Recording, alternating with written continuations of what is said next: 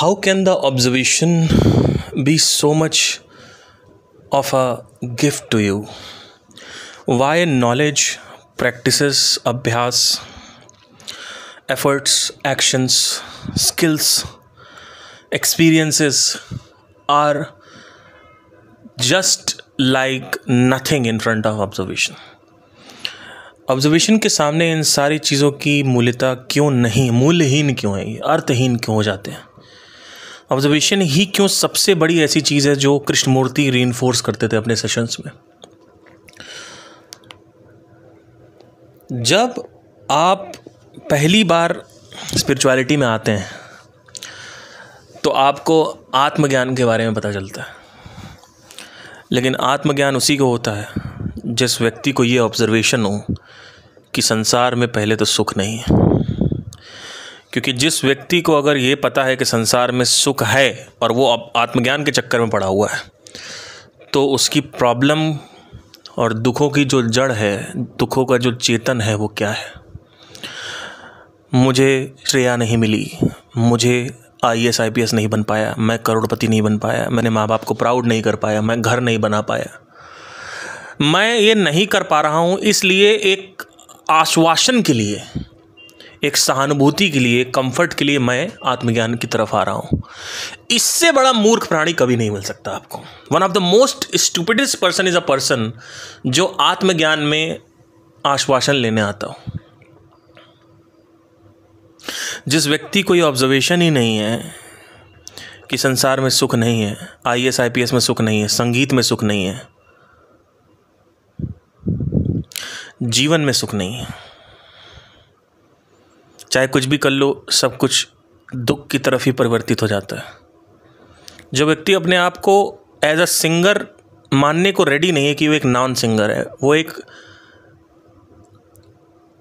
यादव नहीं है, गुप्ता नहीं है, श्रीवास्तव नहीं है, जो व्यक्ति इतना पकड़ के आइडेंटिटी पैदा, मैं एक गायक हूँ, मैं एक डांसर हूँ, मैं तो मुझे सरस्वती माँ ने भेजा है, मतलब सरस्वती माँ के पास काम नहीं है, गले में सरस्वती विराजती है, लक्ष्मी की कृपा है, कुबेर की कृपा है, मतलब कुबेर, लक्ष्मी और सरस्वती के पास काम नहीं है।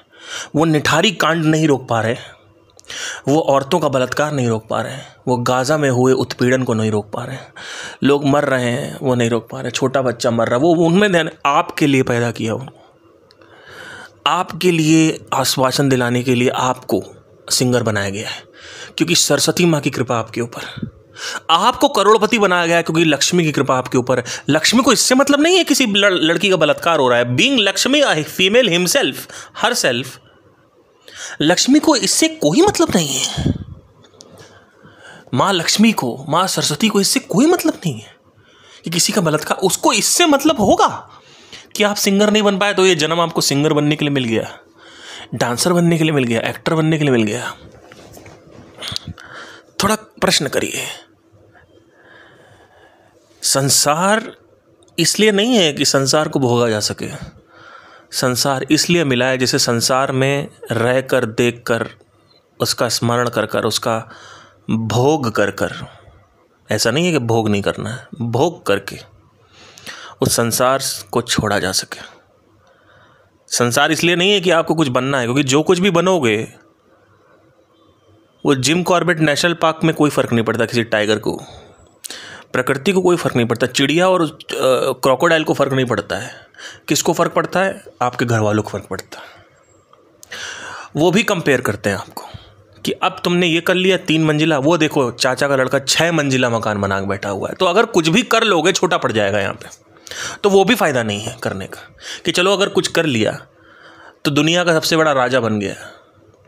जो दुनिया का सबसे बड़ा राजा है इलॉन मस्क, वो अपने कमरे में फर्नीचर भी नहीं रखता था, उसको कहीं और की रेस लगी हुई है, उसको मंगल पे जाना है, उसको रीयूजेबल रॉकेट्स बनाने, उसको चिप बनानी है। और आप क्या हो? आपको एक कुछ बनना है। वो बन के क्या होगा? लोग आपको कंपेयर करेंगे कि तेरे तो 2 लाख सब्सक्राइबर है, वो देख उसके तो 1 मिलियन सब्सक्राइबर है, तूने क्या किया? वो तो 2 मिलियन सब्सक्राइबर पे, वो देख उसके 4 मिलियन सब्सक्राइबर है। अच्छा तू 15 मिलियन पे, अरे वो तो अरिजीत सिंह है, उससे ऊपर कोई है क्या? अरिजीत सिंह क्या कहते हैं, माइकल जैक्सन से ऊपर कोई है क्या? तो एक रेस लगी हुई है, और गलती से अगर माइकल जैक्सन पे पहुंच भी गए आप, तो वहाँ जाके आप सुसाइड कर लोगे, क्योंकि इतना भयंकर लेवल पे वहाँ पे टेंशन होती है कि आप सुसाइड कर लोगे, सुख है ही नहीं। तो जिस व्यक्ति को ये नहीं पता है कि संसार में सुख नहीं है, वो व्यक्ति आत्मज्ञान के मार्ग पे आ रहा है, उससे बड़ा मूर्ख व्यक्ति क्या होगा, ये बताइए। आत्मज्ञान का मार्ग जो है वो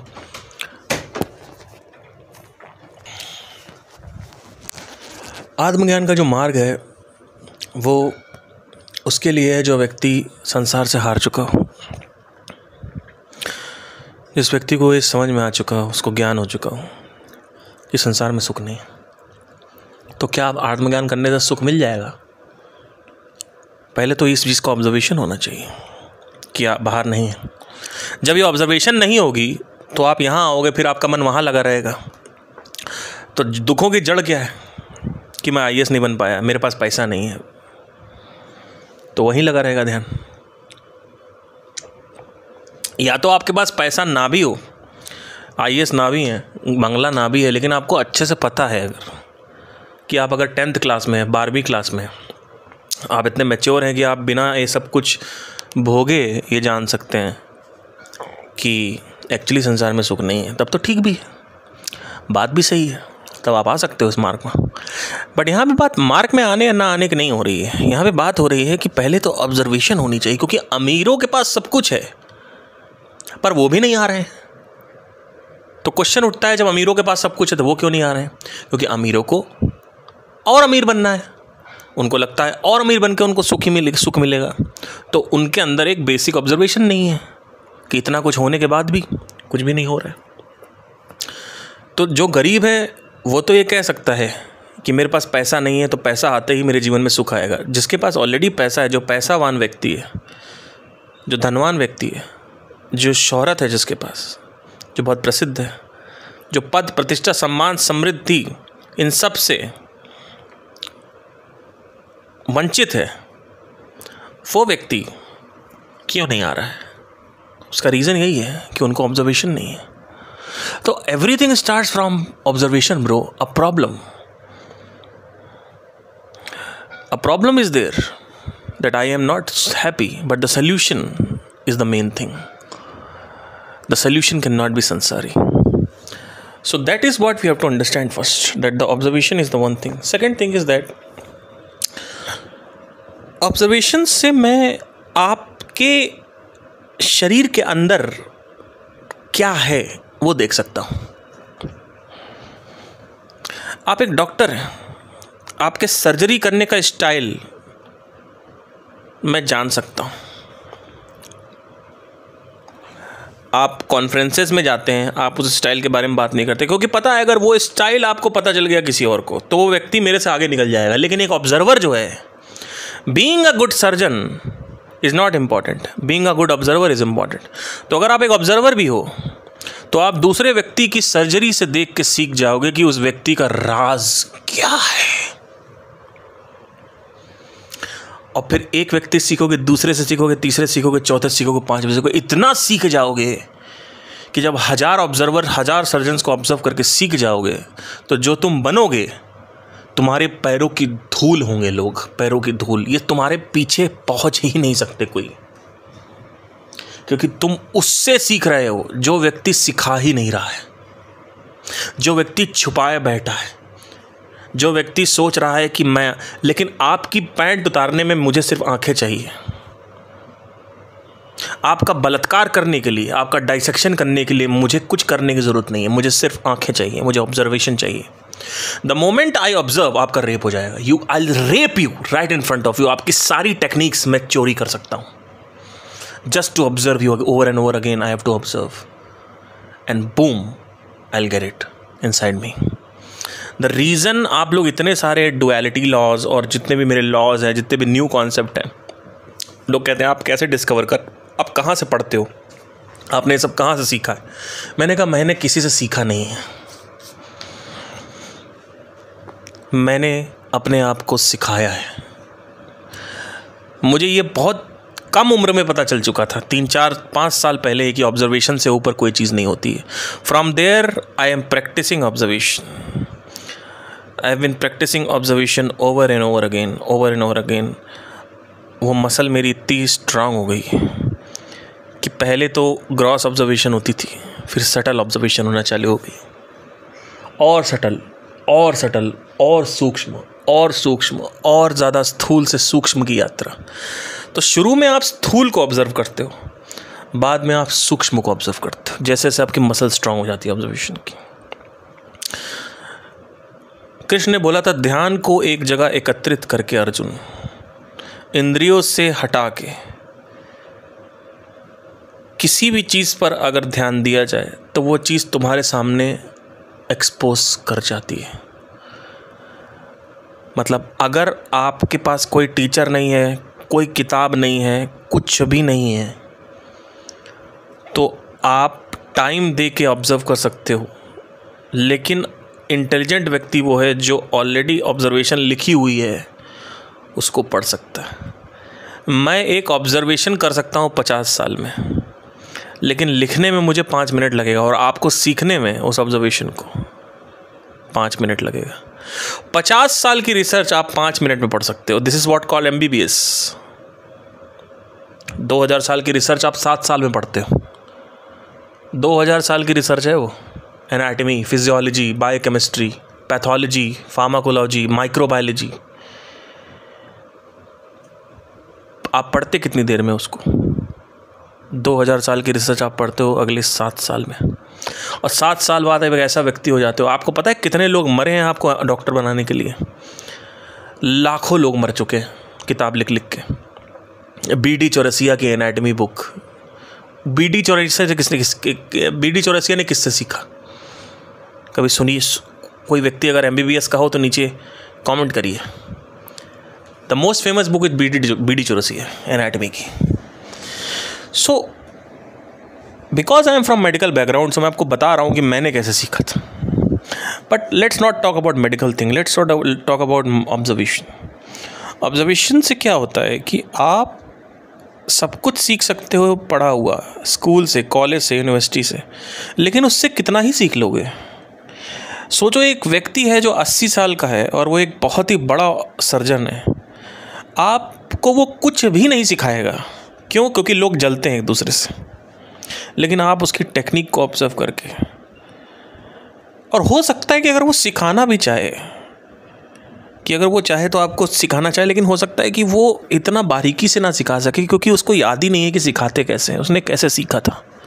तो हो सकता है वो 2-3 चीज़ें आपको बता दे और आपको वो कहे कि अब मेरा राज आपके पास है। लेकिन ऑब्जर्वेशन से क्या होता है कि आप उसको इतना भयंकर एनालाइज कर लेते हो कि वो व्यक्ति खुद भी चाहे तो नहीं सिखा सकता वो चीज़ जो आप सीख सकते हो। तो जो भी मेरे कॉन्सेप्ट्स, अगर आप मेरे म्यूज़िक चैनल पे जाएंगे, वहाँ पे मैंने surrender tone, non surrender tone की बात करी है, हैमरिंग की बात करी है, स्टाइल कैसे बनाए, मेरी सीरीज स्टार्ट हो रही है, वोकल स्टाइल कैसे बनाए। थोड़ा सा जाके अगर आप देखेंगे आपको समझ में आएगा कि मैं पूरा ऑब्जर्वेशन से सिखा रहा हूँ। आज तक किसी स्कूल में, किसी कॉलेज में मुझे किसी ने नहीं सिखाया कुछ। मैंने जो सीखा है वो ऑब्जर्वेशन सीखा। आने वाले समय में भी जो भी मैं सिखाऊंगा ऑब्जर्वेशन से सिखाऊंगा, राइट। तो ऑब्जर्वेशन एक ऐसी चीज़ है जो सिर्फ और सिर्फ आपको आगम से नहीं, आप ऑब्जर्व करके सीख सकते हो। दूसरी चीज़ जिसको बोलते हैं प्रत्यक्ष प्रमाण, उसी को ऑब्जर्वेशन भी कहते हैं। ऑब्जर्वेशन से आपके अंदर विश्वास आता है। अगर आप चाहो तो कोई भी किताब पढ़ सकते हो, लेकिन आपको आत्मज्ञान हो जाएगा क्या? नहीं। उस आत्मज्ञान में जो लिखा हुआ है वो ऑब्जर्व करना। कि अगर कहीं लिखा हुआ है कि विश्व साक्षी हो आप, विटनेसिंग द वर्ल्ड हो, तो how would you just believe this, or would you observe? Because unless and until you don't observe that you are Vishwa Sakshi, you are सर्वव्यापी, आप मर नहीं सकते, आप जल नहीं। How can you observe this in the real world? But लोग क्या करते हैं? उपनिषद पढ़ते हैं, वेदों को पढ़ते हैं, शास्त्र पढ़ते हैं, शास्त्रार्थ करते हैं और दुनिया की बहस करते हैं, ईगो क्लैशेस करते हैं एक दूसरे के साथ कि मुझे कितना पता है, तुझे कितना पता है। कोई गुरु आके बता रहा है, लिखा हुआ पढ़ के आसानी से समझा रहा है, और उसके बाद क्या होता है कि वो व्यक्ति फिर वहाँ से सीखता है और समझता है। बंद करो यार, क्या हो गया? सॉरी, मेरी मम्मी आ गई थी। तो क्या होता है कि जब आप इस तरीके से ऑब्ज़र्व करते हैं, आप समझते हैं चीज़ों को, तो क्या होता है कि आप प्रत्यक्ष प्रमाण कर लेते हैं। शास्त्रार्थ करके बहस करने से, बहसबाजी करने से कुछ नहीं होता, क्योंकि अगर आप बहसबाजी करोगे तो क्या होगा? कुछ नहीं होगा, ईगो क्लैशेस। आप कहोगे कि मैं विश्व साक्षी हूँ, लेकिन आपको बोध नहीं है, आपको प्रकाशित नहीं किया गया, आप प्रकाशित नहीं कर रहे हो अपने आप को, आपको एक्सपीरियंस नहीं है, बोध नहीं है, आपको स्मरण नहीं है, आपने अंदर चिंतन भी आप कर रहे हो, लेकिन चिंतन से भी कुछ नहीं होता। यानी थिंकिंग, आप सोच रहे हो अच्छा मैं विश्व साक्षी कैसे हूँ, मैं सर्वव्यापी कैसे हूँ, बाबा बाबा बाबा। अरे आप ऑब्जर्व करो उसको। कैसे ऑब्जर्व करोगे? एवोल्यूशन को आप आपको समझ में, आपका दिमाग में आएगा कि अच्छा ठीक है, कैसे ऑब्जर्व करें, कैसे ऑब्जर्व करें, कैसे ऑब्जर्व करें, तब आपके अंदर आइडियाज़ आएंगे। So let's say evolution theory आएगी, तो आप सेपियंस की बुक उठा के पढ़ोगे, आपको समझ में आएगा कि पूरी लाइफ जो है वो पानी से निकली है, पानी से मैमल्स में इवॉल्व हुई है, मैमल से बंदरों में आया, बंदरों ने फिर इंसान बने, राइट, मनुष्य बना है। अब इसमें बीच में ये कॉन्सेप्ट कहाँ से आ गया कि मैं अलग हूँ, तू अलग है? इसलिए क्योंकि तुम्हारा चेहरा अलग है, मैंने ऑब्जर्व किया है। इसलिए कि तुम्हारा फिंगरप्रिंट अलग है, मैंने ऑब्जर्व किया है। अब एक है, आप मेरी बात सुन लो, कि चेहरा अलग है, फिंगरप्रिंट अलग है, डीएनए अलग है। एक है कि आपने खुद ही ये देख लिया, तो क्या होगा? तो क्या कॉमन है? अगर आप ध्यान से ऑब्जर्व करेंगे तो जितना ज़्यादा ग्रॉस की तरफ बढ़ेंगे, आप स्थूल जगत की तरफ बढ़ेंगे, उतना वैरायटी मिलेगी, और जितना ज़्यादा आप सूक्ष्म की तरफ बढ़ेंगे उतना ज़्यादा कॉमनैलिटी मिलेगी। इसीलिए एटम्स जो हैं वो लिमिटेड हैं, लेकिन मॉलिक्यूल्स अनलिमिटेड हैं। कंपाउंड्स अनलिमिटेड हैं, लेकिन एटम्स लिमिटेड होते हैं। आप देखो कितने प्रकार के एटम्स होते हैं, आपको समझ में आएगा। और अगर नीचे आप जाएंगे तो आपको प्लैंक स्केल मिलेगा, सबसे नीचे, कॉर्क के नीचे। तो आप इस तरीके से रिसर्च करते, ऑब्जर्व करते हुए जा सकते हैं, राइट। अब अगर आप मान लीजिए एटम नहीं भी देख पा रहे हैं, मॉलिक्यूल नहीं भी देख पा रहे हैं, तो क्या आपके अंदर ये 1% डाउट है कि एटम्स नहीं होते हैं? होते हैं। क्यों? क्योंकि आप उसको ऑब्जर्व कर सकते हो कि अगर हर चीज़ सटल पे जा रही है, पीछे से अगर आप ऑब्जर्व करोगे कि फेस के नीचे ब्लड होता है, ब्लड के नीचे आरबीसी होता है, तो सटल की तरफ जा रहा है ना, सब कुछ सटल की तरफ जा रहा है। तो अब ग्रॉस की तरफ भी जा रहा है, सटल की तरफ भी जा रहा है। तो इस तरीके से आप ऑब्जर्व कर सकते हो, राइट। और आप समझ सकते हो, अच्छा जो मैं सोच रहा हूँ वो दिख अलग अलग रहा है, वो क्यों दिख रहा है अलग अलग? वो रिसर्च करना ही ऑब्जर्वेशन है कि पहले तो दिख अलग अलग क्यों रहा है। बोल तो रहे हैं कि एक है, ब्रह्म है, लेकिन दिख अलग अलग क्यों रहा है? तो खुद ही आपने देखना चालू कर दिया, अच्छा इसलिए अलग अलग दिख रहा है क्योंकि यूनिवर्स में जितना आप ग्रॉस जाते हैं उतना वैरायटी आती है। इट्स लाइक त्रा, वी, उल्टा वी का जो दोनों जो लेटर वी है उसमें जो ओरिजिन पॉइंट है वो ब्रह्म है, और जो दो लाइनें पैरेलल निकल रही हैं वो क्या है? डुअलिटी स्टेट है, वो बाउंड्रीज है मटेरियल वर्ल्ड की। और अगर आप बीच में देखेंगे तो वहाँ पर गैलेक्सीज हैं। जैसे जैसे आप ऊपर जाते आएंगे स्पेस और बढ़ता जाएगा, इसीलिए वी को आप बढ़ाते जाइए, दोनों लाइनों को पैरेलली ऊपर लेते जाइए, तो आप देखोगे दोनों लाइनों के बीच में गैप बढ़ता जाएगा जो लेटर वी है, और बढ़ाते जाइए। तो वैसे ही स्पेस काम करता है, जैसे जैसे वो बढ़ता जाता है एक्सपैंड होता जाता है, स्पेस और एक्सपैंड होता जा रहा है। लेकिन अगर आप पीछे जाएंगे तो आप देखेंगे सब कुछ एक पॉइंट से निकला हुआ है। ये सब आपको ऑब्जर्व करना है। और अगर आप कहते हैं कि मैं मॉलिक्यूल्स को नहीं मानूंगा, मैं कंपाउंड को नहीं मानूंगा, तो आप धरती जल अग्नि वायु आकाश को तो देख रहे हो, घोंचू वहीं तो सब निकला है, इतना तो जान सकते हो। उसके नीचे मत जाओ। अगर तुमको कहते हो नहीं सब कुछ तुम्हें ऑब्जर्व ही करना है, तो ऐसा नहीं हो सकता, क्योंकि कुछ चीज़ें ऑब्जर्व आप देख के कर सकते हो, कुछ चीज़ें आप डॉट्स, उसके जो रिपलिंग इफेक्ट्स है उससे समझ सकते हो।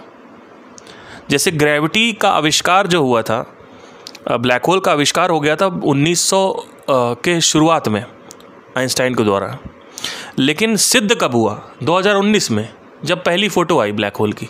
तो क्या 2019 से पहले साइंस ब्लैक होल को नहीं मानती थी? वैज्ञानिक ब्लैक होल को नहीं मानते थे। तो प्रत्यक्ष प्रमाण जरूरी नहीं हर समय होता, रिपलर इफेक्ट होना चाहिए। अगर आप ध्यान से देखेंगे तो जो ब्लैक होल की डिस्कवरी कैसे हुई कि आइंस्टाइन ने कहा कि ब्लैक होल, अर्थ के अंदर ग्रेविटी है, तो उन्होंने सोचा कहीं और भी ग्रेविटी है, तो क्या ग्रह बड़े हो जाते हैं तो ग्रेविटी कैसी होती है, उन्होंने सोचा। तो जैसे जब ग्रह बड़े होते हैं वैसे ग्रेविटी बड़ी होती है, राइट। तो फिर आइंस्टाइन ने सोचा कि अगर क्या हो कि बहुत ही ज़्यादा ग्रेविटी बड़ी हो जाए तो क्या होगा। तब वहाँ से कॉन्सेप्ट उठा था ब्लैक होल का कि there is something called as holes in the space, a denser area where the gravity is so much that the light can't escape, right? So it all started from the gravity of earth, but because we can't observe the black hole directly, but we can see the Rippler effect, right? The Rippler effect कि वहाँ से light निकलती है, light dilate हो रही है। Black hole दिखता नहीं है, पर लाइट के डायलेशन से, टाइम डायलेशन नहीं, लाइट के डायलेशन से, अगर आप देखेंगे लेंसिंग बोलते हैं, ग्रेविटेशनल लेंसिंग कुछ बोलते हैं उसको, कॉन्सेप्ट है, उससे समझ में आता है वहाँ पे ब्लैक होल है। तो हर चीज़ का प्रत्यक्ष प्रमाण नहीं हो सकता, रीइंकार्नेशन का प्रत्यक्ष प्रमाण नहीं हो सकता है। हो सकता है, पतंजलि के योग सूत्र में लिखा हुआ है कि अगर आप मेडिटेशन करें, डीप मेडिटेशन करें तो वहाँ से हो सकता है रीइंकार्नेशन, लेकिन मैं कहता हूँ उसमें जाने की जरूरत क्या है। रिपलर इफेक्ट से देखा जा सकता है रीइंकार्नेशन होता है कि नहीं होता है। तो सटल चीज़ों का ऑब्जर्वेशन नहीं हो सकता है, लेकिन रिपलर इफेक्ट को ऑब्जर्व किया जा सकता है। लेकिन मटेरियल वर्ल्ड का क्या है, जहाँ पे बिजनेस है, इवोल्यूशन है, माइंड है, इमोशंस हैं, थॉट्स हैं, तो ऑब्जर्वेशन है, वो तो ऑब्जर्व करी जा सकती है। थॉट्स तो ऑब्जर्व करे जा सकते हैं, वो तो सटल नहीं है। दो विचारों के बीच में स्पेस है। अगर मैं आपको बोलूँगा आप मानोगे, या फिर आप खुद देखोगे तब मानोगे? खुद देखोगे तब मानोगे ना, कि बिलीव करोगे कि एक बोलते हैं फॉर्मलेस है, एक बोलता है बहुत सारे फॉर्म्स होते हैं, तो कौन सही है? एक कहते हैं होता ही नहीं है, तो कौन सही है, क्या सही, कैसे? तो ऑब्जर्वेशन आपको बिलीव भी दिलवाती है। तीसरा पॉइंट, ऑब्जर्वेशन क्रिएटिविटी पैदा करती है। लोग कहते हैं हम क्रिएटिव कैसे हों? ऑब्जर्वेशन से। मैं कैसे क्रिएटिव हूं? मैं कैसे इतनी सारी चीज़ों का सृजन कर पा रहा हूं, डिस्कवरी कर पा रहा हूं? ऑब्जर्वेशन से।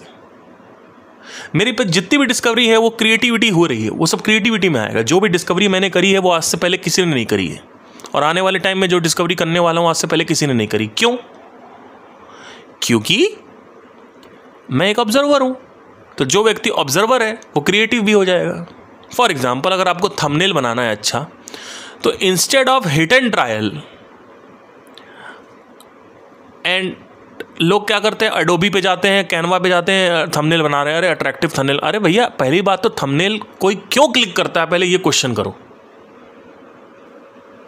दूसरी चीज़ कि अगर आपको थंबनेल अच्छे बनाने ही हैं जिस पे क्लिक हो सके, तो instead of hit and trial Adobe पे जाके बना रहे हो, कैनवा पे जाके बना रहे हो, पहले ऑब्जर्व करो ना कि अच्छे थंबनेल कैसे होते हैं। जाके सर्च करो कि how to make a good thumbnail, तो वहाँ पे समझ में आएगा कि अच्छा ठीक है, उसने कुछ चीज़ें बताई, लेकिन अब वो जो सिखाएगा ज़रूरी नहीं हो सब कुछ सिखा दे जो वीडियो में सिखाएगा। तो आप क्या कर सकते हो कि हमेशा एक ऑब्जर्वेशनल आई ऑन रख सकते हो कि आपने कौन से थंबनेल पे क्लिक किया, या फिर कोई सिंपल सा एक आइडिया है कि कोई टॉपिक टाइप करो, for example let's say digital marketing, उसमें ऑब्जर्व करो कि सबसे ज़्यादा व्यूज़ किसके हैं। जिसके सबसे ज़्यादा व्यूज़ हैं उसका थंबनेल आप देखोगे वो अट्रैक्टिव मिलेगा। अब उसका एक मॉडलिंग करो, rather than creating the wheel over and over again. Wheel को it's no need to reinvent the wheel, you need to model it, you need to observe that thing. So अगर आप मेरे वाले channel पे जाएंगे, पार्थ सिंह वाले channel पे, तो वहाँ पे आप अरिजीत सिंह का एक AI अवतार देखेंगे, जहाँ पे मैंने रिसेंट उसमें 10,000 व्यूज़ क्रॉस हो चुके हैं। मैंने कभी सोचा भी नहीं था कि वो हो जाएंगे, क्योंकि मेरा यही तात्पर्य था कि 3-4 हज़ार व्यूज़ से ही आगे बढ़ना है, क्योंकि व्यूज़ की तो वैसे व्यूज़ पैसे आते नहीं हैं, फेम का मुझे कुछ करना नहीं है, मुझे अपनी लिए लग्जरी लाइफ चाहिए, मुझे BMW खरीदनी है, मुझे दुबई में फ्लैट लेना है कल को, मुझे अपने परिवार को लग्जरी लाइफ देनी है। तो वो मेरा इट्स स्टुपिडिटी, राइट। अब आप सोचोगे लग्जरी लाइफ क्यों देनी है, पहले तो इसको क्लियर करें। कुछ मैं बोल देता हूँ फिर लोग सोचते हैं अच्छा, देखिए लग्जरी लाइफ इसलिए नहीं देनी है कि मुझे लग्जरी में वहाँ स्विमिंग पूल में जाके मैं बैठा रहूँगा, मज़ा करूँगा, या कार चलाऊँगा तो मज़ा नहीं। लग्जरी लाइफ इसलिए देनी है, करें क्या करें, और क्या करें बताइए? कुछ तो करें, कुछ अच्छा ही कर लें। कि हाउ टू बिकम रिच, वो प्रोसेस में मज़ा आ रहा है ना। इलॉन मस्क को स्विमिंग पूल, बंगलो और BMW और रोल्स रॉयस में मज़ा नहीं आता है, उनको प्रोसेस में मज़ा आता है बिजनेस के। तो करोगे क्या ये बता दो। लग्जरी अगर नहीं चाहिए तुमको, चलो ठीक है, मैं ये नहीं कह रहा हूँ कि हर कोई लग्जरी चाहिए, मैं ये भी नहीं कह रहा हूँ। देख कोई फार्मर है, वो अपना बच्चा है, उसका ज़मीन है, उसके पास सब कुछ है, और अगर कोई, तो मैं ये आपको नहीं कह रहा हूँ, मैं अपना बता रहा हूँ ना आपको। तो आपको लग्जरी लाइफ क्यों चाहिए? अरे मैं क्या करूँ उस पैसे का? मैं जला दूँ, मैं राख कर दूँ, तुमको क्या मतलब इस चीज़ से भाई, है ना? लग्जरी लाइफ आपको क्यों चाहिए? आप तो मीडियोकर बन के रहिए। क्यों रहे बन के? तुम रहो बन के मीडियोकर। मुझे पता है कि ऊर्जा का सृजनात्मक उपाय करना है, तो हर समय मैं सात्विक क्रिएटिविटी थोड़ी कर सकता हूँ, राजसिक में भी जाऊँगा ना थोड़ा सा। लोग कहते हैं सात्विक क्रिएटिविटी क्या कर? अरे भैया आपके पास पैसा है? नहीं है। पैसे की ज़रूरत है? एक कहता है, एक कहता नहीं है। तो जो है उसके लिए जवाब अलग है, नहीं है के लिए जवाब अलग है। जो कहता हाँ पैसे की तो ज़रूरत है पर सर सात्विक क्रिएटिविटी, अरे भैया आपको सात्विक क्रिएटिविटी की ज़रूरत नहीं है। आप चुपचाप मेरे पॉडकास्ट सुनिए, थोड़ी बहुत पढ़ाई करिए, इधर उधर से लोगों को सुनिए, भगवत गीता पढ़िए, कुछ वो करिए, और चुपचाप राजसिक क्रिएटिविटी करिए।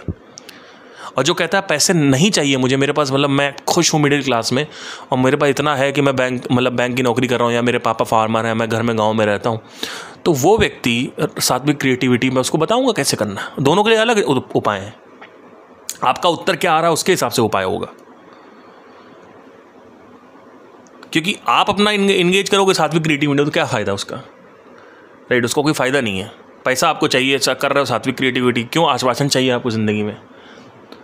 तो अब सीन क्या है कि अगर किसी को लग्जरी लाइफ देनी, मुझे अपने परिवार को लग्जरी लाइफ देनी है, मुझे खुद को अपनी लग्जरी लाइफ देनी है, नॉट बिकॉज कि मैं उसका भोग कर सकूँ, इट्स जस्ट दैट कि वहाँ पे पहुँचना है, क्योंकि वो माउंटेन एवरेस्ट के लिए कोई एवरेस्ट पे चढ़ने का मज़ा है, चोटी का मज़ा नहीं है।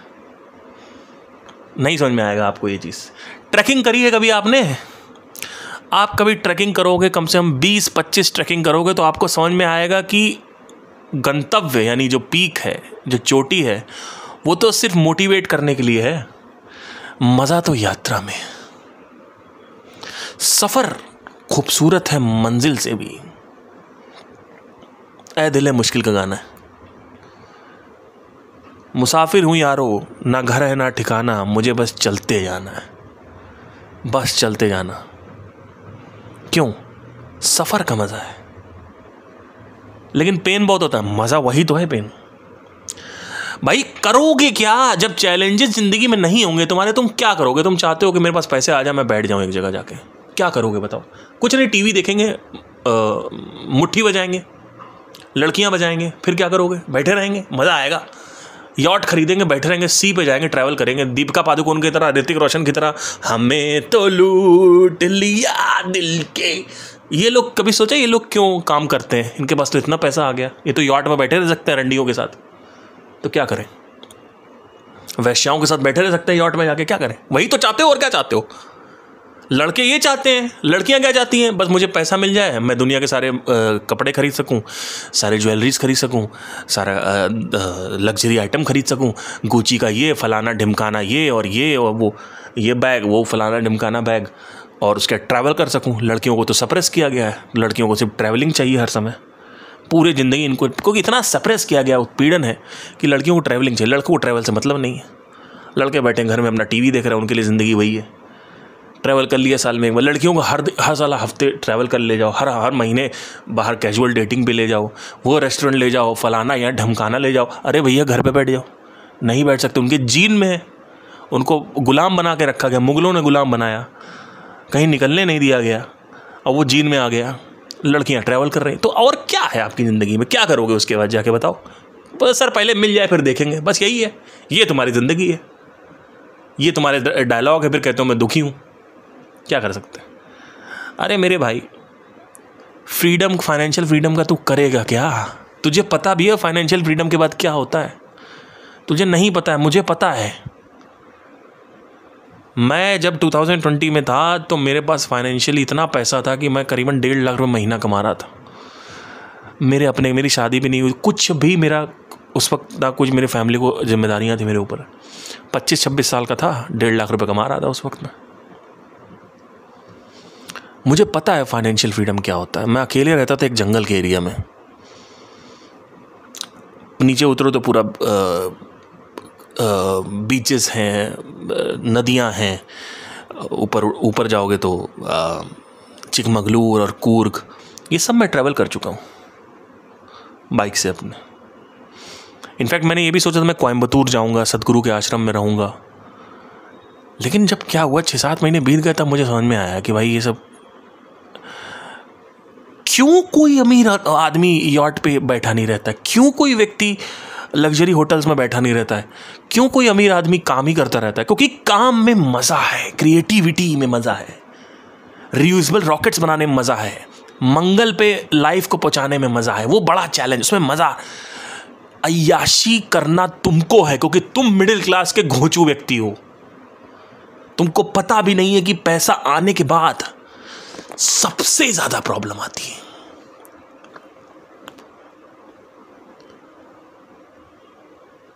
लेकिन जिसके पास पैसा नहीं है बस पैसा पैसा पैसा पैसा पैसा पैसा। अरे घोंचू, पैसे के चक्कर मत भागो, क्रिएटिविटी के चक्कर में भागो, पैसा अपने आप आ जाएगा। पैसा तो चूतिया चीज़ है, 2 कौड़ी की चीज़ होती है पैसा। पैसा आपका दिमाग खराब कर देता है।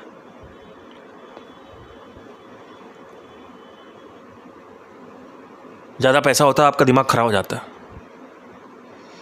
कम पैसा होता है दिमाग खराब हो जाता है। समझ रहे हो? तो अब चक्कर क्या है कि सुनना मेरी बात ध्यान से कि भाई साहब, ऑब्जर्वेशन से क्रिएटिविटी आती है। क्रिएटिविटी अगर आप थंबनेल बनाए तो थंबनेल ऑब्जर्व करिए और उस एक थंबनेल को मॉडल कर दीजिए। मेरा एक दूसरा चैनल है, पार सिंह नाम से म्यूज़िक चैनल, उसमें मैंने एक अभी रिसेंटली गया 10,000, वो आप थंबनेल ऑब्जर्व करिए, उस थंबनेल की वजह से गया हुआ है। कितना सिंपल थंबनेल है, रेड कलर का बैकग्राउंड है, उसका AI अवतार लगा हुआ है अरिजीत सिंह का, ऊपर टाइटल लिखा हुआ है, it has 8% 7.5% impression. Do you think मैंने उसको हिट एंड ट्रायल करके बनाया था? नो। मैंने कई ऐसे थंबनेल्स देखे जहाँ पे रेड थंबनेल्स और black and white background, red background और ब्लैक एंड वाइट फ़ोटो बहुत ज़्यादा अट्रैक्ट करता है। मैंने ये देखा कि एक थंबनेल में 3 एलिमेंट से ज़्यादा नहीं होना चाहिए, एक टाइटल, एक फ़ोटो और एक कोई एलिमेंट होना चाहिए। उससे ज़्यादा 3 एलिमेंट से ज़्यादा नहीं होना चाहिए, उससे ज़्यादा होगा तो क्लटर्ड लगता है। ये मैंने सीखा है। लेकिन ऑब्जर्वेशन आज भी मैं, अगर आप देखोगे, मैं पहले ऑब्जर्व करता हूँ। 50 वीडियो को देखूंगा, बढ़िया थंबनेल इसका लगे, उसको उठाऊंगा, डाउनलोड करूंगा, उसको मॉडल करूंगा, खत्म। कौन माइका लाल सिखा पाएगा मुझे? कोई नहीं सिखा पाएगा। कोई यूट्यूब वीडियो सिखा पाएगी? नहीं सिखा पाएगा। क्यों? क्योंकि यूट्यूब वीडियो 4-5 सैंपल दे देगी, 6-7 सैंपल दे देगी। लेकिन सुनामी ऑफ नॉलेज में अगर मुझे ऑब्जर्वेशन आती है तो इतने थंबनेल्स दे सकता हूँ और कोई भी थंबनेल उठाकर मॉडल कर सकता हूँ। अगर आप एक एडिटर हो, अगर आप एक स्क्रीन प्ले राइटर हो, अगर आप एक ग्राफिक डिज़ाइनर हो, तो आपके लिए रामबाण साबित हो सकता है जो मैं बात बोलने जा रहा हूँ। सब कुछ आपने सीख लिया होगा, कैसे बनाएं, कैसे टाइटल लिखें, कैसे एडिट करें, ये करें, क्लिपिंग करें, बैकग्राउंड कट करें। लेकिन अब आपको अगर एक बहुत बेहतरीन थंबनेल मेकर या ग्राफिक डिज़ाइनर बनना है तो आपको ऑब्जर्व करना पड़ेगा द बेस्ट से, सर्वोपरि आदमी से, सर्वोपरि थंबनेल से, सर्वोपरि ऑब्जेक्ट से, सर्वोपरि प्रोजेक्ट से, सर्वोपरि आउटकम से, सर्वोपरि रिजल्ट से। जो आदमी राजा है, जो वस्तु राजा है, जो थंबनेल राजा है, वो उसकी लिस्ट बनाओ, उसको ऑब्जर्व करो, बूम। अब कौन सिखा पाएगा तुमको? बताओ मुझे। कोई नहीं सिखा पाएगा। सो स्कूल, यूनिवर्सिटी, बुक्स, पाठशालाएं, कोचिंग, यूट्यूब वीडियोस, फलाना गूगल, ये सब कुछ एक साइड, क्योंकि ये सब को अवेलेबल है, तो सब, हर आदमी इसको यूज़ करके आगे बढ़ सकता है और 1 लाख के ग्रुप में आ सकता है। लेकिन 1 लाख से अगर टॉप 10 में आना है तो वहाँ से आपको ऑब्जर्वेशन चाहिए, नहीं तो फिर पूरी ज़िंदगी रोते रहोगे, कुछ नहीं होने वाला तुम्हारी ज़िंदगी में।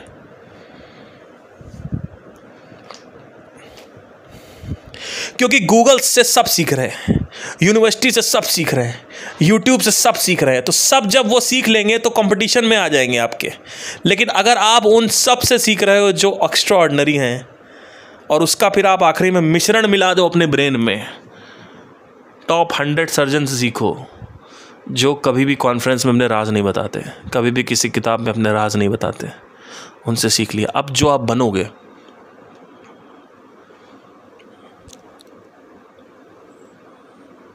आप भगवान हो। इसको बोलते हैं खुदा बनना। इसको बोलते हैं एक ऐसे श्रेणी, मटेरियल वर्ल्ड की बात कर रहा हूँ, ऐसी श्रेणी में पहुंच जाना जहाँ पे कोई छू भी नहीं सकता और किसी को पता भी नहीं चलेगा कि भैया कैसे क्या करना है, कैसे किया आपने, क्या किया, कुछ समझ नहीं आ रहा।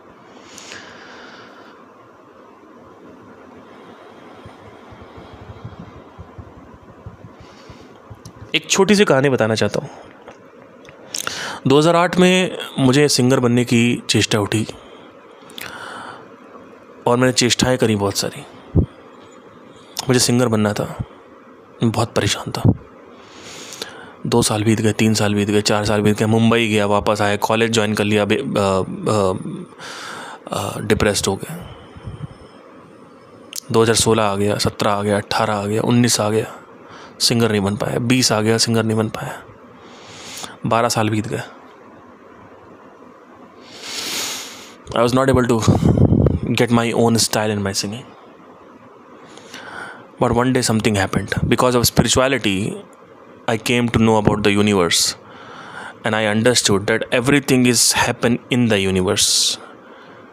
But what we think is that अर्थ एक अलग यूनिवर्स है जिसको हम फेक यूनिवर्स के रूप में बोलते हैं। तो हमें लगता है कि इंसानों का अपना अलग एक यूनिवर्स है। जैसे चाइना अपना अलग देश बना रहा है, वैसे इंसान अपना अलग यूनिवर्स बनाने की कोशिश करता है और सबको लगता है इंसानों का अपना अलग ब्रह्मांड है। लेकिन हो तो तुम एक महाब्रह्मांड के अंदर, जो मेन ब्रह्मांड है, जिसको रियल यूनिवर्स कहते हैं, not your fake universe, not the conditioning of society.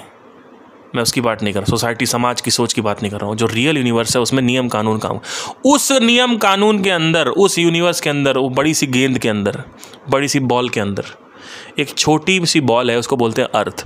आपको लगता है कि वहाँ के नियम वहाँ फॉलो नहीं होंगे? तो जब मैंने यूनिवर्स के नियमों को समझा, एवोल्यूशन प्रोसेस को समझा, update, differentiation, law of update, law of differentiation को समझा, लॉ ऑफ क्रिएटिविटी को समझा, तब मुझे समझ में आया कि भाई क्या चीज़ सबसे इम्पॉर्टेंट है। और वो मैंने अपने सिंगिंग में जब अप्लाई करी तो आज मेरी सिंगिंग की जो स्टाइल है वो अलग है। लेकिन अब आप कहोगे कि आपकी गायकी इतनी अच्छी नहीं है पर सिंगिंग की स्टाइल आपकी अलग है, तो उससे क्या फ़र्क पड़ता है? एग्जैक्टली जब आपकी सिंगिंग की स्टाइल अलग हो जाती है तो वो आपकी की डिफरेंशिएटर होती है। लेकिन आप अपने आप को बेहतर सिंगर बना रहे हो तो वो डिफरेंशिएटर नहीं है।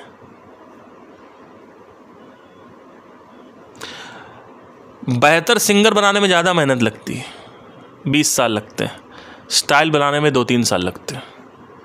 जिस व्यक्ति की स्टाइल है वो व्यक्ति छाएगा, जिस व्यक्ति की स्टाइल नहीं है वो बेहतरीन सिंगर भी होगा तो भी नहीं छाएगा। सोचिए ये कैसे मैंने सीखा? ऑब्जर्वेशन से, कॉन्टेक्चुअल एप्लीकेशन से। आज की डेट में मेरा जो कुछ भी मुंह से गाना निकलते हैं, चाहे वो किशोर कुमार का, अरिजीत सिंह का, सोनू निगम का, किसी का भी हो, मैं वो गाने ऐसे गा सकता हूँ जो मेरी स्टाइल के होंगे। लगेगा नहीं किशोर कुमार गा रहा है, आप गाओगे तो लगेगा किशोर कुमार गा रहा है, क्योंकि आप कुमार सानू के फ़ैन हो, किशोर के, उदित के फ़ैन हो, उदित नारायण के फ़ैन हो। समझ रहे हो मैं क्या कह रहा हूँ? ऐसे ही बिजनेस में भी होता है। तो होता क्या है कि जब आप ऑब्जर्वेशन की इतनी सीमाओं को क्रॉस कर लेते हैं, आपको समझ में आता है ऑब्जर्वेशन ही सबसे ऊपर है। तो होता क्या है कि आपको एंड भी ऑब्जर्वेशन पे करना होता है। ये भी अब एक और श्रेणी खुल गई यहाँ पे। चौथा पॉइंट है कि अगर आप किसी रिसर्च को कर रहे हैं और आप चाहते हैं दुनिया उसको माने, वो प्रूफ करना चाहते हैं, तो आपको ऑब्जर्वेशन पे ही एंड करना पड़ेगा। आप एक ग्रेविटी का कॉन्सेप्ट लेके आए हैं, लेकिन आप ब्लैक होल को साबित करना चाहते हैं, तो ब्लैक होल से रिलेटेड कुछ आपको रिसर्चेस देने पड़ेंगे, कुछ रिपलर इफेक्ट के रिसर्चेस देने पड़ेंगे, तब जाके वो ब्लैक होल सिद्ध होगा। ऐसे नहीं सिद्ध हो जाएगा कि आप बस सोचें, ऑब्जर्व कर लिया आपने सोचा हाँ मैं भी कर सकता हूँ। नो, ऐसा नहीं है। तो ये कुछ चीज़ें थी ऑब्जर्वेशन की जो बहुत इंपॉर्टेंट है समझने के लिए, आपके लिए काफ़ी उपयोगी होंगी आई होप। कुछ नई और भी रिसर्चेज आएंगी कि ऑब्जर्वेशन को और कुछ है, तो पार्ट 2 इसका मैं काम करूँगा, पार्ट 2 पे। और नेक्स्ट पार्ट जो है वो वर्टिकल थिंकिंग का पार्ट 2 है, यानी लैटरल थिंकिंग क्या होती है, और उससे रिलेटेड एक कहानी है जो मैं बताऊँगा आपको। Thank you so much, take care.